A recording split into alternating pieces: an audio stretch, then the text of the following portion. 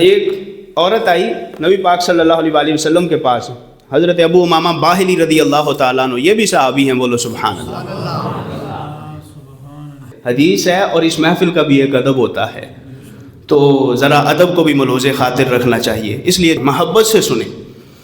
نبی پاک علیہ السلام کے پاس ایک عورت آئی، جب وہ آئی نا تو اس کے پاس 2 بیٹے تھے، 2 بچے تھے، تو سرکار علیہ السلام نے دیکھا 3 کھجوریں دے دی، 2 بچوں کے لیے، ایک اس کے لیے، ظاہری بات ہے 3 کھجوریں دے دیں، تو اس عورت نے 2 کھجوریں اپنے بچوں کو دے دیں، ایک کو، دوسرے کو، ان دونوں نے کھا لی۔ جب کھا لی تو پھر وہ رو پڑے، اس عورت نے وہ تیسری کھجور بھی آدھی کی اور ایک کو دے دی، دوسری کو دے دی، خود نہیں کھائی۔ جب حضور نے یہ منظر دیکھا نا، یہ حدیث پاک کئی کتب حدیث میں موجود ہے، معجم کبیر میں بالخصوص 7986 حدیث ہے، 7986۔ تو سرکار علیہ السلام نے جب اس عورت کا یہ انداز دیکھا نا، تو سرکار فرمانے لگے یہ عورتیں کیسی عورتیں ہیں، یہ کیسے لوگ ہیں؟ فرمایا حاملات، یہ حمل کی سختیاں بھی اٹھاتی ہیں، والدات، پھر یہ بچوں کو پیدا کرنے کی تکلیف بھی برداشت کرتی ہیں۔ اور گل سمجھ آ رہی ہے؟ والدات، بچے بیٹھے ہیں نا کئی، تو پھر احتیاطی گفتگو ہو رہی ہے لیکن ضروری بھی ہے نا۔ والدات، فرمایا یہ جننے والی بھی ہیں آگے بچوں کو، مرضعات، بچوں کو دودھ پلانے والی بھی ہیں، رحیمات باولادہن، فرمایا اپنی اولاد پر رحم بھی بڑا کھاتی ہیں، اولاد پہ بڑی مہربانی کرتی ہیں، اولاد بڑی اچھی ہے۔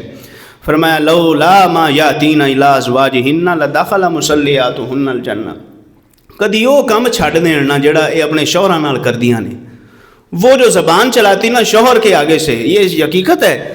فرمایا لولا ما یاتین بازواجہن، سرکار نے فرمایا یہ وہ تکلیفیں برداشت کر لیں گی، یہ عمل کی تکلیفیں بھی برداشت کریں گی، یہ آگے بچہ جننے کی تکلیفیں بھی برداشت کریں گی، دودھ پلانے کی تکلیفیں بھی برداشت کریں گی، جب بچہ بڑا ہو جائے گا اس کو کھلانے پلانے کی تکلیفیں بھی برداشت کریں گی، رحیمات، بڑی مہربانیاں کریں گی اولاد پر۔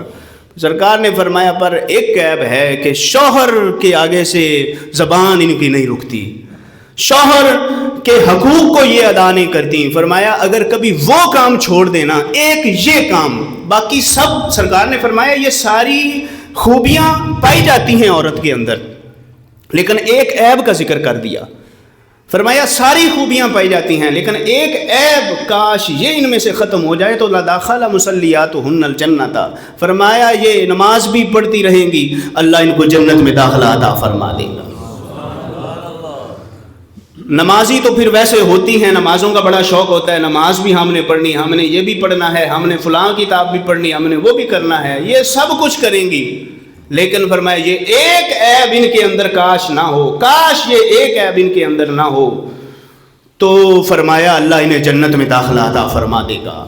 لیکن چونکہ عیب وہ ہے تو اس کی وجہ سے پھر ان کو جنت میں داخلہ کم ہی ملتا ہے، کیونکہ دوسری حدیث پاک ہے صحیح بخاری کی کہ سرکار دو عالم صلی اللہ علیہ وسلم ارشاد فرماتے ہیں، بخاری کی 1052 نمبر حدیث ہے کہ نبی علیہ السلام نے ارشاد فرمایا کہ میں نے جہنم کا بڑا خطرناک منظر دیکھا، اور آج سے پہلے میں نے جہنم کا اتنا خطرناک منظر نہیں دیکھا۔ سرکار نے فرمایا الا ما لا ترون، میں وہ دیکھتا ہوں جو تم نہیں دیکھتے۔ کسی نے جہنم دیکھی ہوئی ہے، کسی نے جنت دیکھی ہوئی ہے؟ حضور علیہ السلام فرماتے ہیں میں نے جہنم کو دیکھا، اور آج سے پہلے جتنی بار دیکھا، بولو سبحان اللہ۔ یہ غیب کی باتیں ہیں نا، یہ غیب کا مکان ہے، یہ غیب کا جہان ہے۔ فرمایا جتنی بار بھی میں نے جہنم کو دیکھا، جہان غیب ہے نا، ہمارے سامنے تو نہیں ہے، تو جنت کو بھی سرکار نے دیکھا، جہنم کو بھی سرکار نے کئی بار دیکھا۔ فرمایا جتنی بار میں نے جہنم کو دیکھا، اس کا اتنا خطرناک منظر میں نے کبھی نہیں دیکھا جتنا میں نے آج دیکھا۔ اور پھر خاص طور پہ فرمایا رأیت اکثر اہلھا النساء، فرمایا اکثر میں نے اس کے اندر عورتوں کو دیکھا ہے، اکثر عورتوں کو دیکھا۔ صحابہ کرام نے عرض کی یا رسول اللہ صلی اللہ علیہ وسلم بیما، سبب کیا ہے، کیوں عورتیں ہیں جہنم کے اندر زیادہ کثرت سے؟ سرکار علیہ السلام نے ارشاد فرمایا یکفرنا، یہ ناشکری ہوتی ہیں، یہ ناشکری قوم ہے۔ تو صحابہ نے عرض کی یا رسول اللہ صلی اللہ علیہ وسلم کیا وہ رب کی ناشکری ہیں, رب کا شکر ادا نہیں کرتی؟ فرمایا یکفرن العشیر و یکفرن الاحسان, فرمایا یہ اپنے شوہر کی ناشکری ہیں, شوہر کے احسان کی ناشکری ہوتی ہیں. اور ایک سرکار نے ایک نہ بتا دیا, یعنی یوں سمجھے کہ رول بتا دیا, قانون بتا دیا سرکار نے قیامت تک کے لیے عورت کی طبیعت کے حوالہ سے.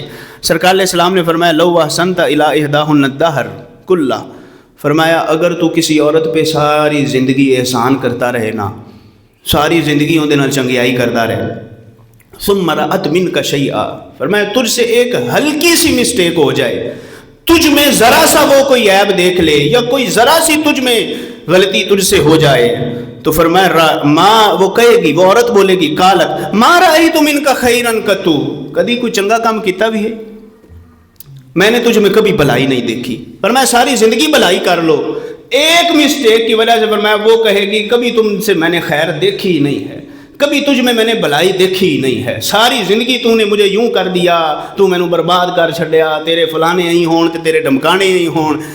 تو سرکار کو پتہ ہے اس قوم کی طبیعت کا, تو لہٰذا جدوں انہاں دی طبیعت یہو جہی ہے تو برداشت بھی کرنا چاہیے. آخری حوالہ میں اسی پر پیش کروں گا. فرمایا کہ یہ ایسے ہیں کہ یہ کہیں گے کہ تو نے آج تک ہمارے میرے ساتھ کوئی بھلائی نہیں کی, آج تک کوئی تو چنگیائی کی کوئی نہیں, ساری زندگی جو مرضی کر لو. تو اس لیے سرکار علیہ السلام نے فرمایا کثرت عورتوں کی میں نے جہنم کے اندر دیکھی ہے. بولو سبحان اللہ. کس گل تے سبحان اللہ بولی؟ حدیث پر. حضور کی حدیث ہے, اس لیے کثرت عورتوں کی جہنم میں ہے, اس پر نہیں. اللہ تعالیٰ انہیں بھی جنت عطا فرمائے.